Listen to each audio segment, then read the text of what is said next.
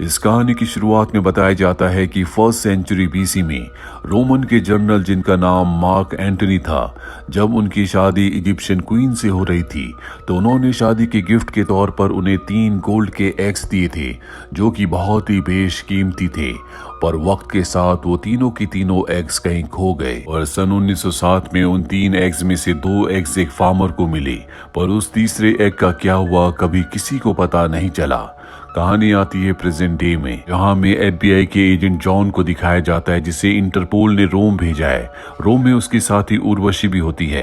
दरअसल इंटरपोल को खबर मिली है कि उन दोनों गोल्डन एग्स में से एक गोल्ड एग को जिसे म्यूजियम में डिस्प्ले के लिए रखा गया है, कोई वहां से चुराना चाहता है और इसीलिए जॉन को यहाँ पर भेजा गया है। जॉन और उर्वशी जब म्यूजियम के अंदर जाते हैं तो म्यूजियम का जो ओनर होता है वो कहता है कि हमारा गोल्ड एग पूरी तरह से सुरक्षित है। जॉन उस नायाब गोल्डन एग के पास जाता है जहां सभी लोग उसे देख रहे होते हैं। जॉन अब यहाँ पर स्कैनर मंगवाता है और जब वो स्कैनर से गोल्ड एग को स्कैन करता है तो उसे पता चल जाता है कि ये असली नहीं बल्कि ये नकली एग है। हालांकि म्यूजियम की ओनर को उस पर विश्वास नहीं आता, जिसके बाद जॉन एक बच्चे से कोल्ड ड्रिंक लेकर उसके ऊपर डालता है।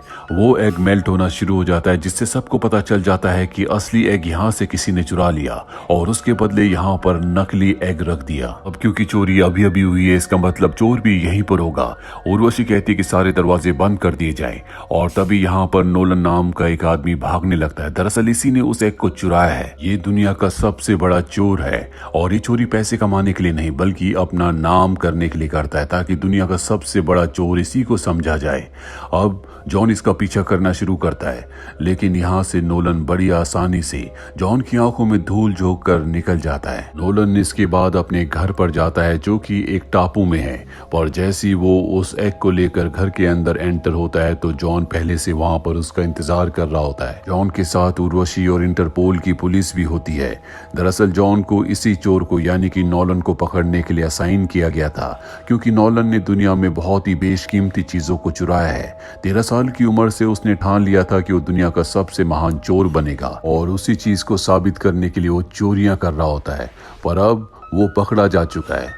इसके बाद जॉन और उर्वशी उसे एक गाड़ी में रखते हैं। उर्वशी जॉन से कहती है कि इसके साथ मैं जाऊंगी, तुम गोल्डन एग को लेकर दूसरी गाड़ी से आओ। जॉन उस एग को दूसरी गाड़ी में रख देता है, पर तभी कोई उस गोल्डन एग को बदल देता है जिसके बारे में जॉन को पता नहीं चलता। अब क्योंकि जॉन ने इस केस को खत्म कर दिया इसीलिए अगले दिन वो दुबई जा रहा होता है। तभी उसके पास उर्वशी आती है जिसके पास वो गोल्डन एग भी है। वो जॉन से कहती है कि शायद तुम्हें यहाँ से निकलने की बहुत जल्दी है, मैंने असली एग तुम्हें दिया था।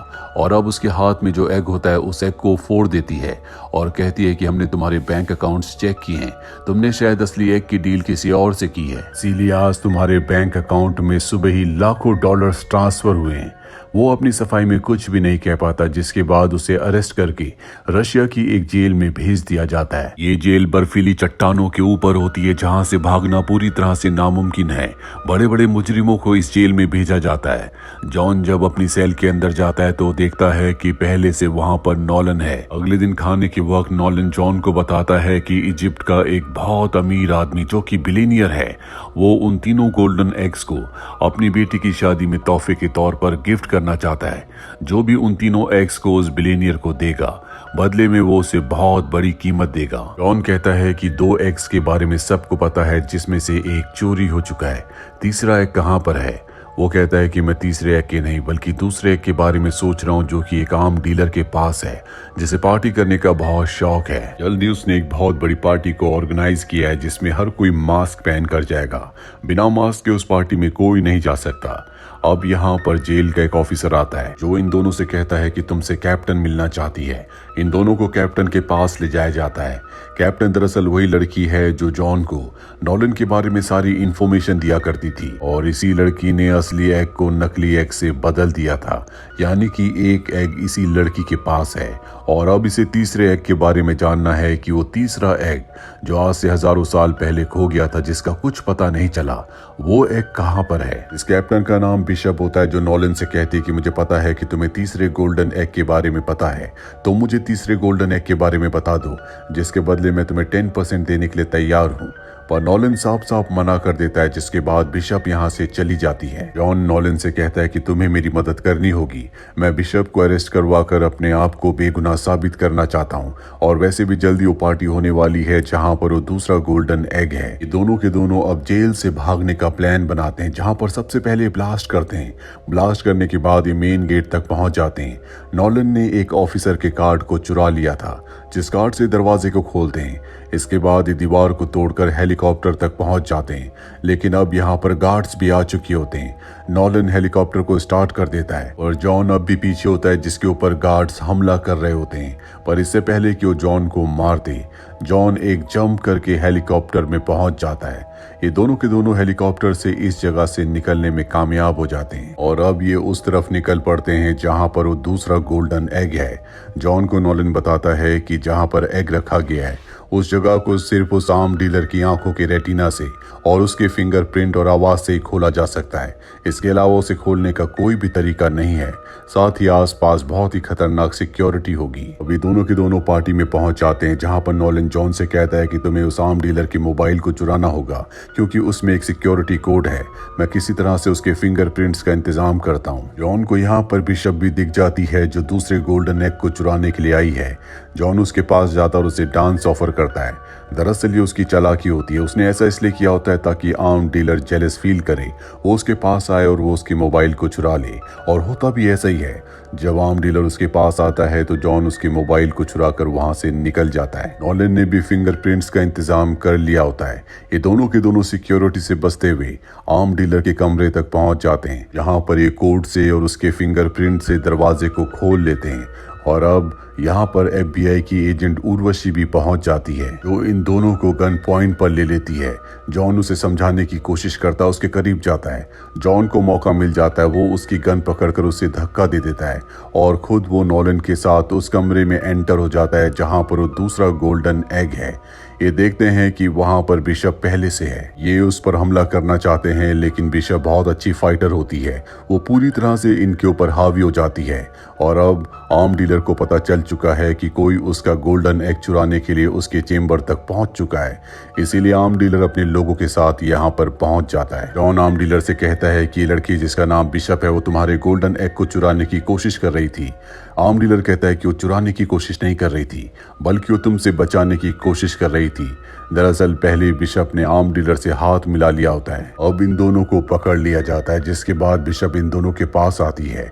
वो नॉलन से कहती है कि अगर तुम मुझे तीसरे एग के बारे में बता दोगे तो मैं तुम्हें आजाद कर दूंगी, और अगर तुमने नहीं बताया तो मैं जॉन को टॉर्चर करूंगी। इसके बाद वो जॉन को टॉर्चर करना शुरू कर देती है। नॉलन कहता है कि मैं तुम्हें तीसरे एग के बारे में सब कुछ बताने के लिए तैयार हूँ। नॉलन उसे तीसरे एग की लोकेशन बता देता है, जिससे बिशप बहुत खुश हो जाती है। वो आर्म डीलर के साथ इस खुशी को चीयर करने के लिए एक एक शैंपेन का गिलास पीती है, और जब आर्म डीलर अपने शैंपेन के गिलास को खत्म करता है तो वहीं पर बेहोश हो जाता है, क्योंकि बिशप ने जिस तरह से जॉन को धोखा दिया था अब उसने आर्म डीलर को भी धोखा दे दिया है। वो उसके गोल्डन एग को लेकर तीसरे एग को हासिल करने के लिए यहाँ से निकल जाती है। आर्म डीलर को जब होश आता है तो उसे सब कुछ धुंधला दिख रहा होता है। वो अंधाधुंध गोलियां चलाना शुरू कर देता है और एक गोली जॉन की हथकड़ी पर लग जाती है, जिससे उसके हाथ खुल जाते हैं और अब जॉन यहाँ से अकेला ही जा रहा होता है। नॉलन उसे कहता है कि मैंने बिशप को जो लोकेशन बताई थी वो गलत थी, सही लोकेशन अब भी मेरे दिमाग में है। जॉन नॉलन को खोलकर अपने साथ ले जाता है। ये किसी तरह से यहाँ से निकल जाते हैं, जिसके बाद एक ट्रेन में जाते हैं। यहाँ पर जॉन नॉलन से कहता है कि मुझे उस तीसरे एग की लोकेशन के बारे में बताओ। हालांकि शुरू में नॉलन उसे नहीं बता रहा होता। इसके बाद जॉन उसे ट्रेन से गिरा देने की धमकी देता है। साथ ही वो नॉलन से ये भी कहता है कि मैं किसी भी तरह से अपने आप को बेगुनाह साबित करना चाहता हूँ, जिसके लिए मुझे बिशप को पुलिस के हवाले करना होगा, एग्स को हासिल करना होगा। अगर तुम मेरी इसमें मदद करोगे तो मैं तुम्हें दुनिया का नंबर 1 चोर बना दूंगा, जैसा कि तुम हमेशा से चाहते थे।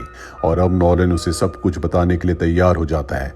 वो बताता है कि वर्ल्ड वॉर 2 के दौरान हिटलर के एक आदमी को गोल्डन एग के बारे में पता चल गया था। जल्दी उसने उस एग को हासिल कर लिया, जिसके बाद हिटलर ने अपनी सभी कीमती चीजों को अपने उस आर्ट कलेक्टर को दिया और सभी चीजों को किसी खास सुरक्षित जगह पर छुपाने के लिए कहा। जिसके बाद वो शिप से सभी कीमती चीजों को अपने साथ ले गया, जिसमें वो गोल्डन एग भी था। उसने उन कीमती चीजों को, पूरे खजाने को कहीं पर छुपा दिया, पर उसकी मृत्यु हो गई। इसीलिए किसी को कभी पता नहीं चला कि वो खजाना कहाँ पर था। कई लोगों ने खजाना ढूंढने की कोशिश की, जिसमें मेरे पिता भी थे, लेकिन कभी उन्हें खजाना नहीं मिला। मेरे पिता ने उसी आदमी की जिसने खजाने को छुपाया था, ऑक्शन से उसकी एक घड़ी को खरीदा था, जो वो हमेशा अपनी कीमती चीजों में शामिल करके रखा करते थे। मेरे पिता की मृत्यु के बाद जब मैं घर गया तो मुझे वही घड़ी मिली, जिसे मैंने गुस्से से नीचे फेंक दिया। घड़ी टूट गई और उसके अंदर से एक कागज का टुकड़ा निकला, जिसमें कुछ कोऑर्डिनेट्स थे। मैं समझ गया कि ये उसी खजाने के कोऑर्डिनेट्स हैं, जो खजाना उसने 1945 में, यानी कि वर्ल्ड वॉर 2 के दौरान जंगल में कहीं छुपा दिया था। और अब उन कोऑर्डिनेट्स की मदद से ये जंगल के उस हिस्से में पहुंच जाते हैं जहां पर खजाना छुपा हुआ है। जॉन उस मजबूत दरवाजे को खोलता है, जिसके बाद ये अंदर जाते हैं। अंदर एक और मजबूत दरवाजा होता है, जिसे ये उस घड़ी की मदद से खोल देते हैं। और जब ये उस कमरे में जाते हैं तो देखते हैं कि वहां पर बहुत बेशकीमती चीजें हैं। इन्हें वहां पर वो तीसरा गोल्डन एग भी मिल जाता है। ये बहुत खुश हो जाते हैं, पर तभी पीछे से बिशप आ जाती है, जो इनका शुरू से पीछा कर रही थी। बिशप कहती है कि मुझे पता था कि तुमने जो मुझे लोकेशन बताई है वो गलत है, इसीलिए मैं हमेशा से तुम्हारे पीछे थी, और अब मुझे गोल्डन एग दे दो। इससे पहले कि ये उसे गोल्डन एग देते, FBI की एजेंट उर्वशी अपने लोगों के साथ यहाँ पर पहुंच जाती है, जो इनके ऊपर हमला कर देते हैं। यहाँ पर पहले से हिटलर ने एक एंटी गाड़ी को रखा होता है, जिसमें तीनों के तीनों गोल्डन एग के साथ भागने में कामयाब हो जाते हैं।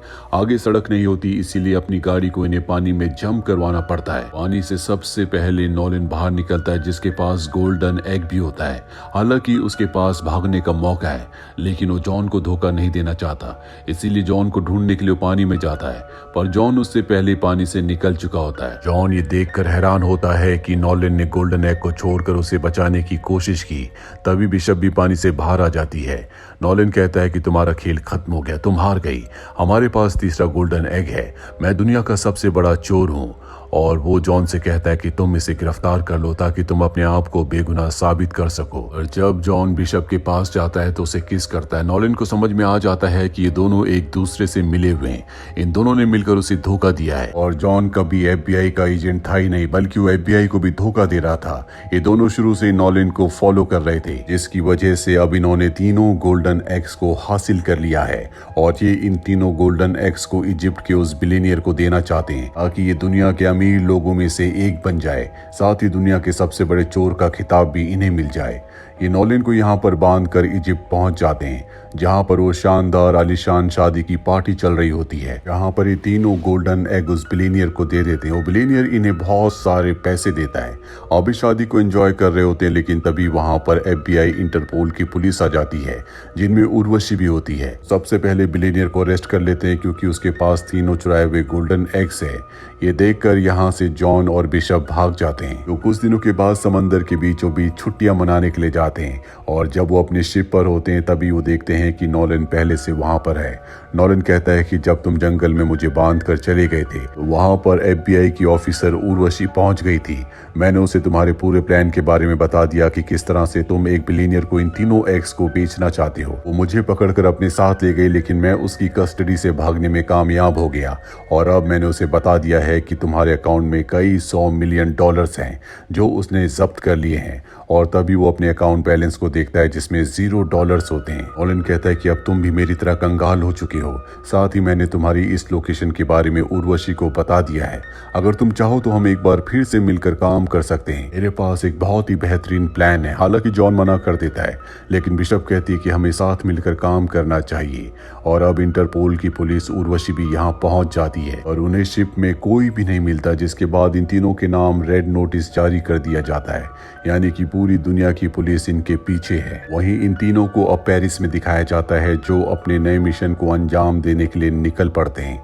और इसी के साथ ये फिल्म, ये कहानी यहीं पर खत्म हो जाती है। उम्मीद करते हैं कि ये कहानी आपको